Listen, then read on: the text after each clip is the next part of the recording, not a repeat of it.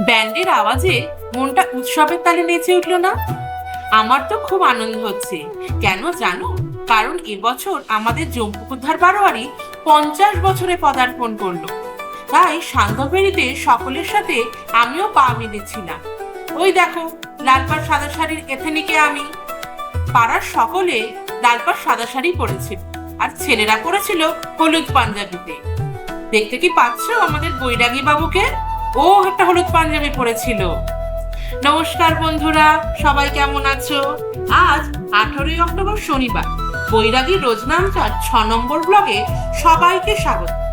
আমরা চন্দননগর বাসিন্দাদের কাছে সবচেয়ে বড় উৎসব জগদ্ধাত্রী পুজো। আর এবছরটা আরো স্পেশাল, কারণ এবছরে আমাদের জম্পুকুদ্ধার বারোয়ারি 50 বছরে পদার্পণ করলো। তাই আমরা সকলে মিলে বেরিয়েছিলাম সান্ধ্যফেরি করতে। তোমরা যারা চন্দননগরে থাকো তারা তো সবাই খুব আনন্দ করবে, আর যারা চন্দননগরের বাইরে থেকে আমার এই ব্লগটা দেখছো তাদের সবাইকে নেমন্তন্ন রইল চন্দননগরের জগদ্ধাত্রী পুজো দেখার জন্য। তোমরা সবাই এসো, খুব ভালো লাগবে তোমাদের।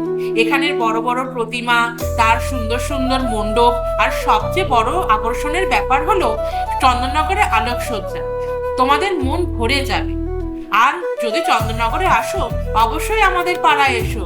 তোমাদের সবাইকার অপেক্ষায় থাকবো আমি। টাটা।